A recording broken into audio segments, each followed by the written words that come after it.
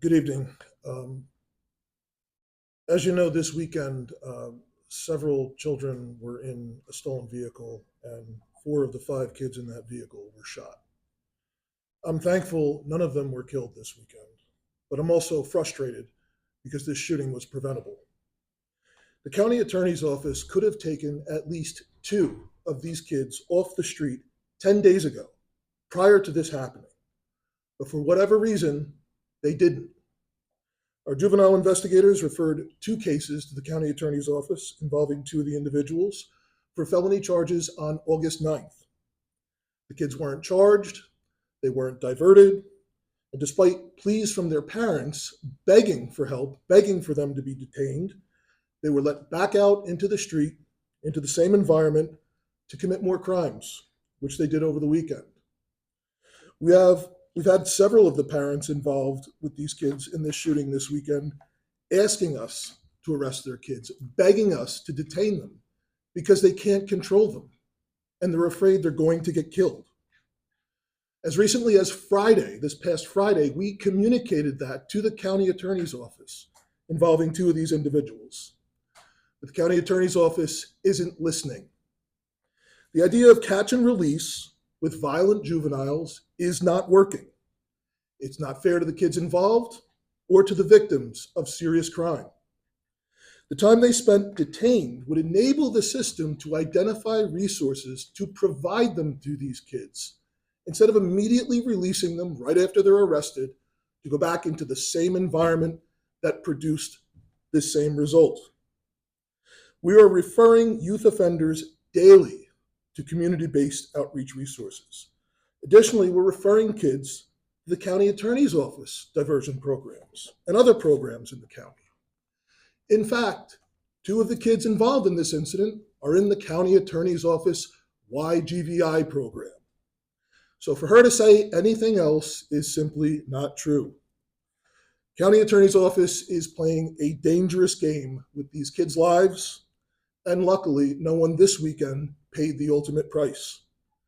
But I'm afraid next time we might not be so lucky. Are there any questions? Where do you think the disconnect is between your agency and your office? There is no disconnect on a working level between our office and several layers within the county attorney's office every day.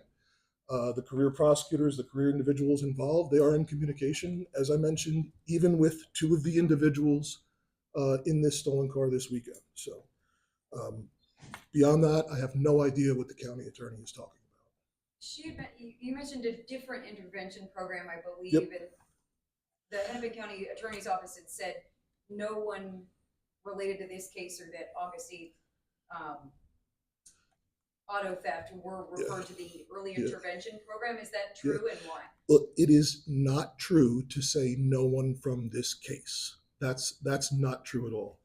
Two of the kids in this stolen car were referred to charges on August 9th for auto theft.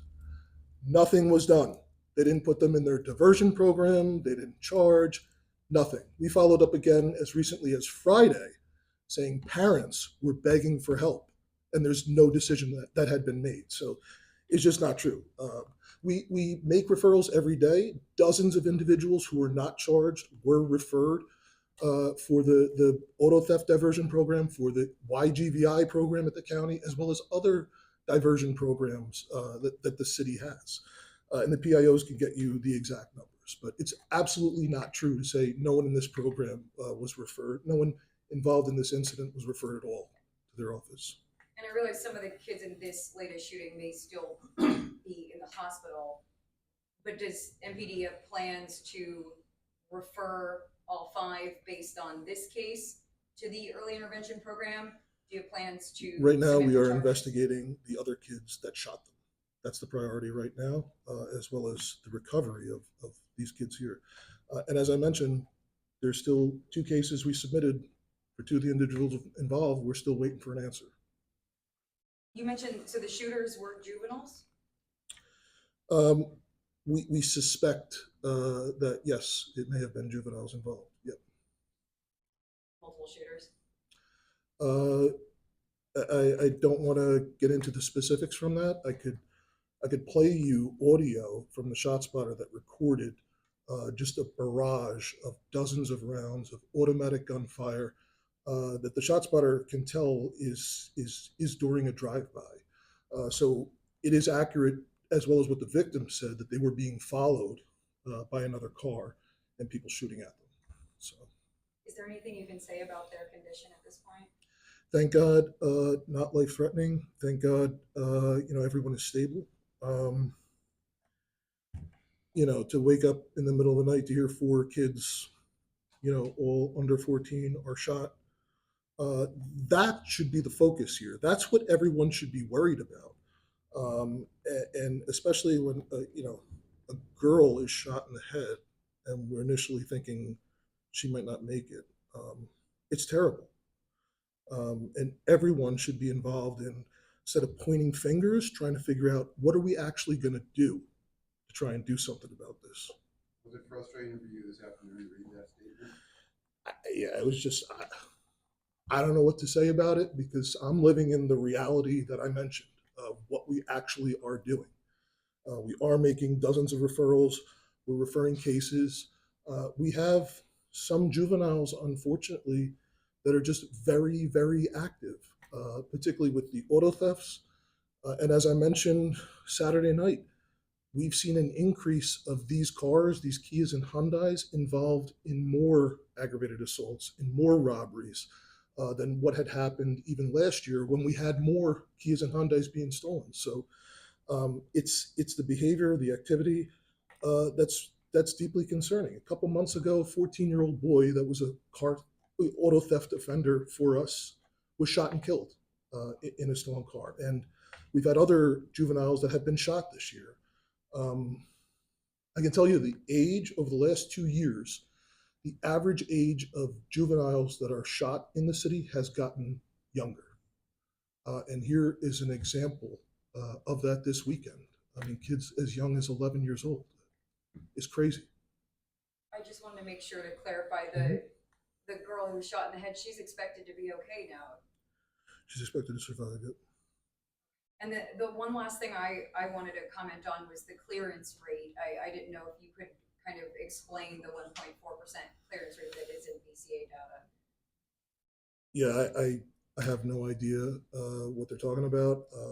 The best I could surmise from that is that we're talking about the initial theft of the vehicle, and are we closing out the initial theft of the vehicle? When we're arresting kids in stolen cars, we're arresting kids that are driving stolen cars that were reported stolen in Minneapolis, as well as different places around the metro, and they're being charged with either joyriding in the car or having possession of it. It's not tied back to the actual theft of the vehicle, and it makes no difference, as far as the seriousness of the crime. So um, I think that's just a diversion from the reality that the community here is experiencing. Gotcha. So you're saying the clearance rate in that data would have to be related to whether you are able to submit a charge of auto theft. Of actually stealing the car. Yep. Do you have that sound of the shot spotter? Could you play that real quick? This is one of 3 activations. It's pretty low, but hopefully you can hear it because it's extremely disturbing.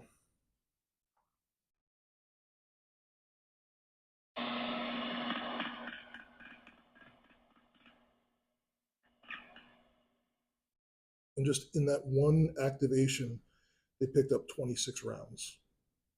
Just from what we were able to find, the scene went over at least 2 blocks that they were shooting.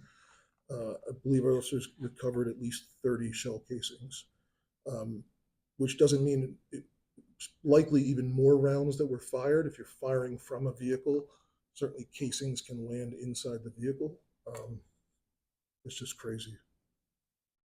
When was the last time you were directly had a conversation with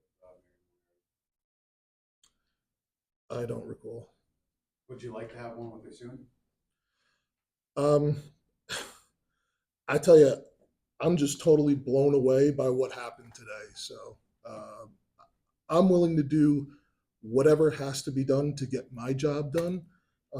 But I feel like we keep circling around and around again in kind of what is just a philosophical difference. I think these kids that are out here that are committing very serious crime, that's harming members of the community, that are also very much at risk themselves to become a victim of crime, to get shot, to get killed.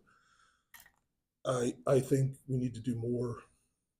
We need to at least do more than point fingers, which just seems like that's all that keeps happening. And speaking to philosophical difference, what do you think your philosophy is with violent youth?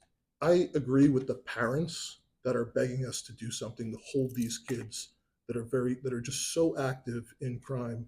Hold them at least until we have a chance to identify, or the system has a chance to identify some sort of resource, some sort of support for these parents that can't control their kid. I think it's very easy to point fingers at the parents and say we should blame it on them. And that's just not the case in all of these cases. You have parents that are literally, if you talk to them, they would tell you they're literally begging for help. Thanks so much. Thank you. Thank you.